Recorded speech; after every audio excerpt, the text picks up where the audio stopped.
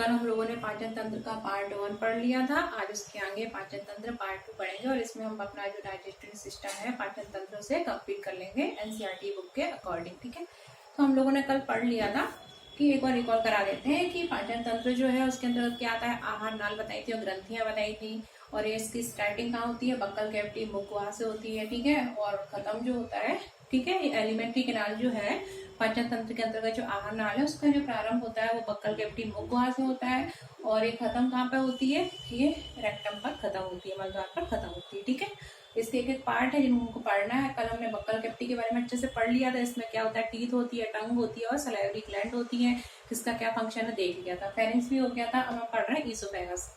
कल के आगे का है, जिन्होंने नहीं देखा हो कल का वो अच्छे से देख लेना, उसके बाद ही समझ में आएगा। चलो स्टार्ट करते हैं। ईसोफेगस, ईसोफेगस जिसको कि हम क्या बोलते हैं, इसको हिंदी में ग्रशिका बोलते हैं। इसको हिंदी में क्या बोलते हैं, ग्रशनी बोलते हैं इसको हिंदी में, तो ईसोफेगस। ठीक है, इसको हिंदी में ग्रसनी बोलते हैं, इसको मुखगुहा बोलते हैं बक्कल कैविटी को।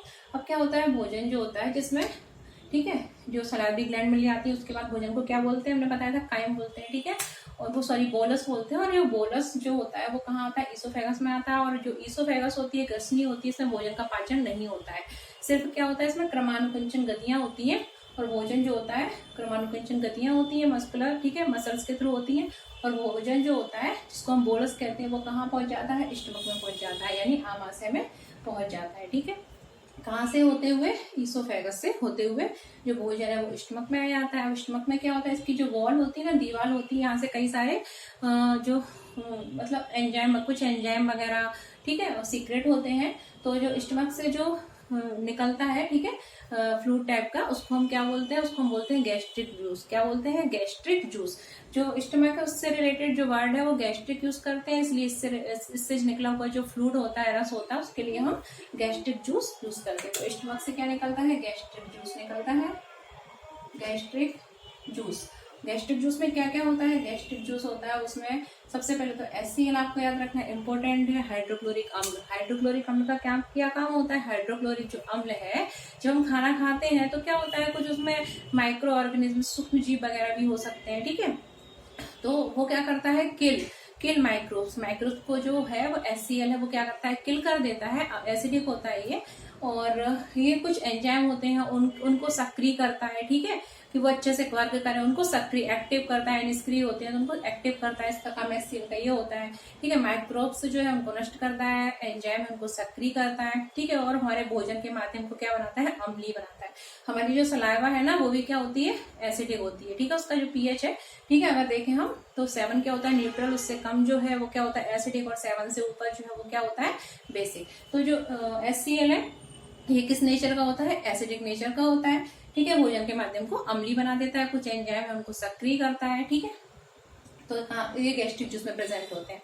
ठीक है, इसके अतिरिक्त प्रोटीन के पाचन के लिए एंजाइम प्रेजेंट होता है इसमें। ठीक है, और क्या होता है, म्यूकस वगैरह ये गैस्ट्रिक जूस में प्रेजेंट होता है। आपको याद रखना है, HCl इम्पोर्टेंट है। ठीक है, इसके बाद क्या होता है, ये सब चीजें मिल जाती है जब स्टमक में, भोजन में, तो उसको क्या बोलते हैं, काइम बोलते हैं। ठीक है, क्या बोलते हैं, काइम। यहाँ पर भोजन को बोनस बोल रहे थे, और यहाँ पर जब भोजन में गैस्ट्रिक जूस मिल जाता है तो उसको क्या बोलते हैं, काइम बोलते हैं। और फिर ये भोजन जो है वो कहाँ पर पहुंचता है, ये जो आपको सी लाइक स्ट्रक्चर दिख रहा है ना, ये छोटी आंत का ही पार्ट है। जो हमारी स्मॉल इंटेस्टाइन होती है ना, स्मॉल इंटेस्टाइन, इसको हम 3 पार्ट में डिवाइड करते हैं। एक होता है ड्यूडेनम, जेजुनम, और एक होता है इलियम। ठीक है, 3 पार्ट है, ड्यूडेनम, जेजुनम और इलियम। ठीक है, हिंदी में मेरे को इतना पता नहीं है, कुछ बोलते हैं बृहदांत्र, ऐसी कुछ क्षुद्रांत, ऐसे कुछ बोलते हैं। आप बस ड्यूडेनम, जेजुनम और इलियम याद रखिए। ठीक है, जो ये सी लाइक जो पार्ट है ना, इसको हम क्या बोलते हैं, ड्यूडेनम, फिर उसके बाद आता है जेजुनम, और फिर आता है इलियम। ये जो पार्ट है सी लाइक दिख रहा है, छोटी आंत का भाग, इसमें क्या होता है, इम्पोर्टेंट है, इसमें जो हमारा लिवर है, ये आपको दिख रहा है ट्रायंगुलर स्ट्रक्चर समोसे ऐसा, ये क्या है, लिवर है। और लिवर से क्या होता है कि जूस, वाइल जूस सीक्रेट होता है, और ये वाइल जूस इकट्ठा कहाँ होता है, लिवर से जो जूस होता है उसको क्या बोलते हैं, वाइल जूस बोलते हैं। और ये इकट्ठा कहाँ होता है, गॉल ब्लैडर में इकट्ठा होता है। ठीक है, आप लोगों ने सुना होगा किसी किसी का जो गॉल ब्लैडर है वो क्या बढ़ जाता है। ठीक है, पित्त की थैली बोलते हैं इसको, फिर उसको निकलवाना पड़ता है। ठीक है, तो ये गॉल ब्लैडर में क्या होता है, लिवर से जो निकला हुआ जो बाइल जूस होता है वो इकट्ठा होता है और फिर गॉल ब्लैडर से कहाँ पे आता है, जो जूस होता है ना, ये कहाँ पर आता है, ये जो ये हमने पढ़ा था ना ड्यूडेनम, स्मॉल इंटेस्टाइन का ही पार्ट होता है, छोटी आंत का भाग होता है ड्यूडेनम, उसमें आ जाता है। और इधर से पैंक्रियास, ठीक है, अग्नाशय जिसको बोलते हैं, ठीक है। सेकंड लार्जेस्ट ग्लैंड है, पहली क्या है, लिवर है, सेकंड क्या है, पैंक्रियास है, ठीक है। एंडोएक्सोक्राइन नहीं बता रही हूँ, ओवरऑल बता रही हूँ। सबसे बड़ी ग्लैंड क्या है, लिवर है, और सेकंड ग्लैंड कौन सी है, पैंक्रियास है, ठीक है। आप उसके चक्कर में मत पढ़ना कि एंडोक्राइन एक्सोक्राइन, ऐसा नहीं है। ओवरऑल ग्लैंड क्या है, लिवर, सेकंड ओवरऑल पैंक्रियास, ठीक है। तो लिवर से बाइल जूस इसमें इकट्ठा होता है, यहाँ पर आता है, ठीक है, ड्यूडेनम में, और इधर पैंक्रियास। अब ये यहाँ पर आ जाता है ड्यूडेनम में, ठीक है। कॉमन एक नली होती है, ठीक है, उसके थ्रू आता है। और ये जो नली होती है, यहाँ से क्या होता है, गॉल ब्लैडर इधर से आता है, इधर से पैंक्रियास से भी एक नली निकली रहती है, फिर ये दोनों मिल जाती है और दोनों कहाँ पर, ये ड्यूडेनम में, ये जो ड्यूडेनम है ना, इसमें इसकी ओपनिंग होती है, ठीक है। तो ये इधर पहुंच जाता है। अब ये जो जूस होता है ना पैंक्रियास से निकला हुआ, पैंक्रियाटिक जो फ्लूइड होता है, पैंक्रियास से निकले हुए जो रहते हैं, वो क्या होते हैं, ये होते हैं बेसिक, यानी कि क्षारीय। ये क्या करते हैं, भोजन के माध्यम से क्षारीय बनाते हैं। यहाँ तक स्टमक का भोजन होगा वो कैसा होगा, एसिडिक होगा, ठीक है। उसका मीडियम कैसा होगा, अम्लीय होगा, क्योंकि HCl तो एसिडिक ही है ना। लेकिन पैंक्रियाटिक जैसे जूस निकलते हैं और लिवर से जो बाइल जूस आता है, ठीक है, गॉल ब्लैडर के थ्रू, ठीक है, तो क्या होता है, भोजन के माध्यम को क्या बनाता है, ये क्षारीय बना देता है। भोजन अब कैसा हो जाता है, क्षारीय हो जाता है, उसका माध्यम क्षारीय हो जाता है, ठीक है। अब जो पैंक्रियाटिक से जो जूस निकलता है, पैंक्रियाटिक फ्लूइड मतलब रस पैंक्रियास से निकलता है, उसमें 3 प्रकार के एंजाइम होते हैं। कौन कौन से प्रकार के, 3 टाइप के एंजाइम होते हैं, ट्रिप्सिन, एमाइलेज एंड लाइपेज, ठीक है। Trypsin, amylase and lipase enzyme present होते हैं, ठीक है। और अगर पूछा जाता है प्रोटीन के पाचन की शुरुआत कहाँ से हो जाती है, तो प्रोटीन का जो पाचन होता है उसकी स्टार्टिंग अगर देखें तो स्टमक से हो जाती है, ठीक है। यहाँ पर प्रोटीन का जो पाचन है उसकी स्टार्टिंग में आती है, लेकिन कंप्लीट डाइजेस्ट नहीं होता है। कंप्लीट डाइजेस्ट प्रोटीन कब होगा, जब उससे बनेगा अमीनो एसिड, ठीक है। तो यहाँ तक अमीनो एसिड तो नहीं बनता है, लेकिन हाँ उसका जो प्रोसेस है वो उसकी शुरू हो जाती है डाइजेशन की। और अगर पूछे कार्बोहाइड्रेट का डाइजेशन कहाँ से शुरू होता है, तो कार्बोहाइड्रेट का जो डाइजेशन है वो हमारी बक्कल कैविटी से सलाइवरी एमाइलेज एंजाइम, जिसको हम टॉयलेट बोलते हैं, वहां से शुरू हो जाता है, ठीक है, उसकी क्रिया से। काय में कन्वर्ट होता है, मैंने कल बताया था, माल्टोज में, ठीक है। लेकिन कंप्लीट डाइजेशन कहाँ होगा, जब वो ग्लूकोज फ्रक्टोज में कन्वर्ट हो जाएगा, यानी मोनोसैकेराइड में कन्वर्ट हो जाएगा, तब कंप्लीट डाइजेशन माना जाएगा, ठीक है। तो यहाँ पर क्या होता है, पैंक्रियास में 3 एंजाइम होते हैं, trypsin, amylase, lipase. Trypsin enzyme जो होता है, ठीक है, एमाइलेज एंड लाइपेज, ठीक है। तो ट्रिप्सिन किसका पाचन करेगा, ये प्रोटीन का पाचन करेगा। एमाइलेज जो होगा वो किसका पाचन करेगा, यहाँ पे भी सलाइवरी एमाइलेज था तो आपको याद होगा। एमाइलेज किसका पाचन करता है, कार्बोहाइड्रेट का पाचन करता है। एंड लाइपेज, लाइपेज किसका पाचन करने के लिए होता है, फैट का पाचन करता है, ठीक है।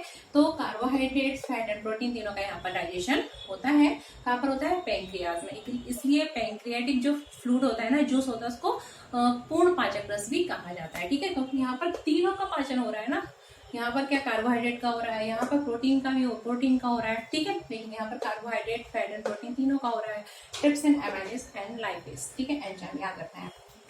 यहाँ पर ये कहाँ पर आते हैं, पैंक्रियाट और लिवर से कहाँ पर आते हैं, ये आते हैं ड्यूडेनम में, ठीक है। ड्यूडेनम में पाचन होता है, याद रखना है। लेकिन जो जेजुनम है ना, ठीक है, छोटी आंत के उसके आगे दूसरा भाग छोटी आंत का जेजुनम, यहाँ पर कोई पाचन नहीं होता है, यहाँ पर डाइजेशन नहीं होता है। क्वेश्चन आता है डाइजेशन कहाँ नहीं होता है, जेजुनम में नहीं होता है। जेजुनम का काम क्या होता है, ये जो ड्यूडेनम है और ये क्या है हमारी इलियम, ड्यूडेनम और इलियम को जोड़ने का काम करता है। ये मैंने मतलब पीछे से, जैसे ये स्मॉल इंटेस्टाइन दी है, सॉरी ये लार्ज इंटेस्टाइन है, इसके पीछे से ऐसे आती हुई दिख रही है, इसलिए आपको सोच रहे हो कि यहाँ पे क्या, ये पीछे से ऐसे जा रही है ना, इसलिए ऐसा डायग्राम बना है, ठीक है। तो ये मैं ऐसे डॉट डॉट कर देती हूँ, ये पीछे से जा रही है, ठीक है, ये समझ लो पीछे से आ रही है, पीछे से आगे तो ये स्मॉल इंटेस्टाइन है, पीछे से वो आ रही है। तो जेजुनम है वो ड्यूडेनम को जोड़ने का काम करती है, जिसमें कोई डाइजेशन क्रिया नहीं होती है।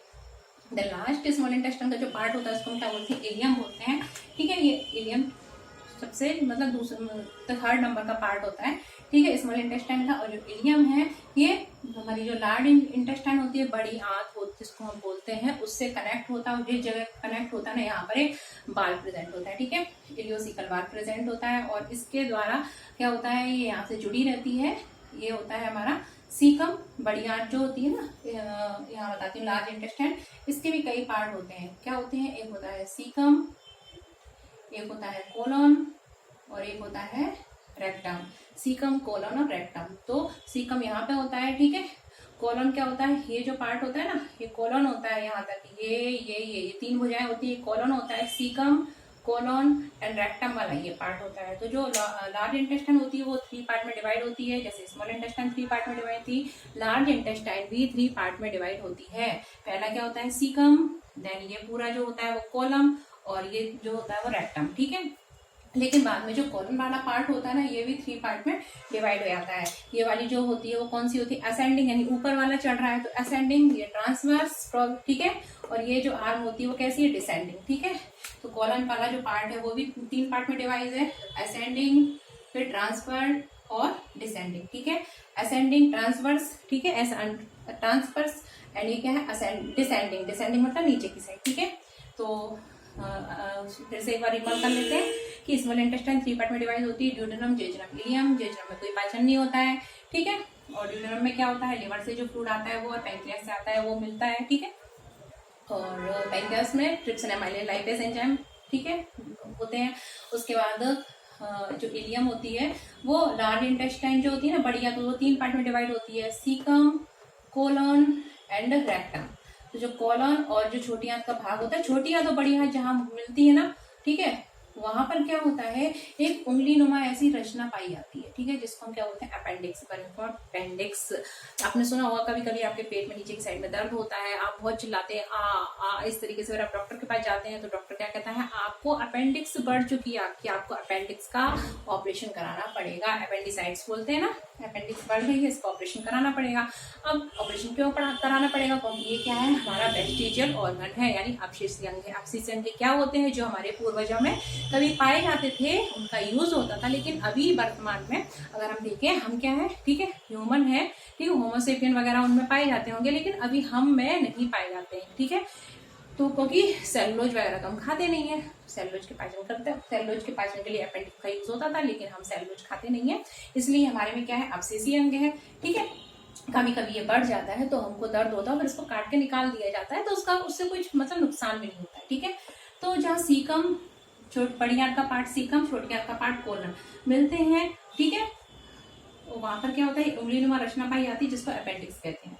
अब ये सीकम हो गया। दूसरा पार्ट क्या होता है, कोलन। कोलन जो होता है 3 पार्ट में बटा होता है, ऐसे, ऐसे और ऐसे, ये क्या है, कोलन है, ठीक है। इसको बोलते हैं असेंडिंग आर्म, ट्रांसवर्स आर्म और डिसेंडिंग आर्म। उसके बाद तीसरा पार्ट कौन सा होता है, रेक्टम। रेक्टम ये है ही, ठीक है, एनस होता है, ठीक है, और एनस की जो ओपनिंग, ठीक है, एनस एंड रेक्टम, ठीक है, ये आपको याद रखना है। एंड यहाँ पर हमारा जो आहार नाल है, आहार नाल कंप्लीट हो जाती है, ठीक है। अब आपको बता दूं कि ये जो हमारी जो लार्ज इंटेस्टाइन है, यहाँ पर कोई पाचन नहीं होता है, पाचन कंप्लीट हो जाता है, स्मॉल इंटेस्टाइन तक पूरा पाचन कंप्लीट हो जाता है। और जब खाना हमारा मतलब जो पूरा पच के जो पूरा भोजन होता है वो कहाँ पहुंचता है, लार्ज इंटेस्टाइन में पहुंचता है। तो यहाँ पर सिर्फ और सिर्फ अवशोषण होता है, पानी को अवशोषित किया जाता है, ठीक है। यहाँ पर कोई पाचन नहीं होता है, पानी का अवशोषण होता है। उसके बाद हमारा जो भोजन है पूर्णतः क्या किसमें कन्वर्ट हो चुका होता है, मल में, ठीक है, कन्वर्ट हो चुका होता है, फीकस में कन्वर्ट हो चुका होता है, और उसके बाद इसको रिमूव कर दिया जाता है, ठीक है, क्योंकि वो एक्सक्रीटरी प्रोडक्ट है। और इस तरीके से पाचन की क्रियाविधि कंप्लीट हो जाती है। अगर हम देखें, यहाँ तक हमने पढ़ लिया था कौन कौन से एंजाइम होते हैं, हमारी जो स्मॉल इंटेस्टाइन होती है इससे भी कुछ एंजाइम सीक्रेट होते हैं, और आपको बताऊंगी विलाय फिंगर लाइक प्रोजेक्शन होता है, उसके बारे में बताती हूँ। पहले इसको क्लीन कर दूं, क्योंकि यहाँ जगह बिल्कुल नहीं बची है। आप लोगों जब खाना खाते हो तो खाने का जो डाइजेशन होता है हमारा, वो कितने घंटे में हो जाता है, 5 घंटे में खाने का डाइजेशन हो जाता है। 5 घंटे से पहले खाने का डाइजेशन नहीं होता है, ठीक है। तो 5 घंटे में खाने का डाइजेशन कंप्लीट हो जाता है 5 घंटे के अंदर। तो क्या होता है, अब देखिए खाने का पाचन हम पढ़ रहे हैं छोटी आंत हमारी स्मॉल इंटेस्टाइन, ठीक है। खाना जो है वो कहाँ से, छोटी आंत में पहुंच गया, ड्यूडेनम में पहुंचा, ठीक है। ड्यूडेनम में क्या बनाया हमने, पैंक्रेटिक फ्लूइड, और जो लिवर से, गॉल ब्लैडर से जो वाइल जूस आ रहा था वो मिल जाता है, भोजन का पाचन यहाँ होता है। इसके बाद हम आप ध्यान से देखिए कि एक संरचना होती है जिसको हम बोलते हैं विलाय। क्या बोलते हैं, विलाय। देखो हमारी जो आहार नाल है ना, पूरी आहार नाल वो 3-4 स्तरों की बनी होती है। सबसे पहले क्या होता है, अगर देखें हम तो सीरोसा, ठीक है, मस्कुलरिस, ठीक है, सब म्यूकोसा, इस तरीके से 3-4 स्तर होते हैं। तो इसमें आपको 4 स्तर, सीरोसा, मस्कुलरिस, ठीक है, और आपको इतने स्तर याद नहीं रखने हैं। आपको क्या याद रखना है, देखो सीरोसा मस्कुलरिस, फिर होता है सब म्यूकोसा, ठीक है। पहला स्तर होता है सीरोसा, देन होता है मस्कुलरिस एंड सब म्यूकोसा, और लास्ट स्तर है म्यूकोसा। आपको सिर्फ यही याद रखना है, म्यूकोसा लेयर। हमारी जो आहार नाल है ना, वो 4 स्तरों की बनी हुई होती है। आहार नाल अगर देखें हम, पूरी आहार नाल बनाई थी, तो प्रत्येक अंग जो है ना आहार नाल में, ठीक है, उसमें ये लेयर होती है, सीरोसा, मस्कुलरिस, सब म्यूकोसा और म्यूकोसा। तो हमको सिर्फ म्यूकोसा याद रखना है, हमारे लिए वेरी इंपॉर्टेंट है। तो जो म्यूकोसा जो लेयर होती है ना, उसमें क्या होता है कि फिंगर लाइक इस तरीके से संरचनाएं बन जाती है, और इन फिंगर लाइक संरचनाओं को हम क्या बोलते हैं, विलाय। क्या बोलते हैं, विलाय। और इनका काम क्या होता है, जो खाना पच जाता है छोटी आंत में पूर्णतः, तो ये क्या करते हैं, उनका अवशोषण, खाने का क्या करते हैं, अवशोषण। क्योंकि देखो हमारा पाचन तंत्र में कई सारी क्रियाविधि होती है। भोजन को ग्रहण किया जाता है, सबसे पहले क्या होता है, भोजन का ग्रहण होता है, देन भोजन का पाचन होता है। अब भोजन पच गया, छोटी आंत में पूर्णतः पच गया खाना, ठीक है, छोटी आंत में खाना पच जाता है, ठीक है। उसके बाद क्या होगा, उसका अवशोषण। तो छोटी आंत में अवशोषण भी होता है। इसके लिए क्या होते हैं, फिंगर लाइक प्रोजेक्शन प्रेजेंट होते हैं, जिनको हम क्या बोलते हैं, विलाय। क्या बोलते हैं, विलाय। ओवलिनुमा संरचनाएं होती हैं, ठीक है। और ये जो म्यूकोसा लेयर मैंने आपको बताई थी ना, म्यूकोसा लेयर, तो म्यूकोसा लेयर जो होती है उसमें इस तरीके से छोटी आंत में म्यूकोसा लेयर में ओवलिनुमा संरचनाएं होती हैं, जिनको हम क्या बोलते हैं, विलाय बोलते हैं। इनकी सतह पर इस तरीके से और रोम टाइप की स्ट्रक्चर होते हैं, ठीक है। इसको हम क्या बोलते हैं, इनको विलाय को बोलते हैं अंकुर हिंदी में, और इनको बोलते हैं सूक्ष्म अंकुर, ठीक है। माइक्रोविलाय इंग्लिश में, और हिंदी में सूक्ष्म अंकुर बोलते हैं, ठीक है। तो ये क्या करते हैं, अवशोषण के सतही क्षेत्रफल को और बढ़ा देते हैं। तो क्या होता है, खाना जो होता है, पचित जो भोजन होता है, उसमें से जो अवशोषण जो होता है वो इनके थ्रू हो जाता है। अब ये जो विलाय होती है, इनके बीच में क्या होता है, लिवर कुन की दरारें पाई जाती है। क्या पाई जाती है, लिवर कुन की दरारें प्रेजेंट होती हैं, ठीक है, याद रखना है। ये जो विलाय होती है, विलाय क्या है, फिंगर लाइक प्रोजेक्शन है म्यूकोसा लेयर में, ठीक है, म्यूकोसा लेयर के, और इनके बीच में क्या होता है, लिवर कुन की दरारें प्रेजेंट होती हैं, ठीक है। और इन लिवर कुन की दरारों से क्या निकलता है, आंतरिक रस निकलता है। क्या निकलता है, आंतरिक रस। क्या निकलता है, आंतरिक रस निकलता है, जिससे कि हम, ठीक है, इंटेस्टाइनल जूस भी कहते हैं। क्या बोलते हैं, इंटेस्टाइनल जूस भी कहते हैं, ठीक है। आंतरिक रस निकलता है, जिसको हम क्या बोलते हैं, इंटेस्टाइनल जूस या फ्लूइड कहते हैं, ठीक है। और इसमें कौन कौन से एंजाइम होते हैं, आपको याद रखना है। इसमें होते हैं इरेप्सिन,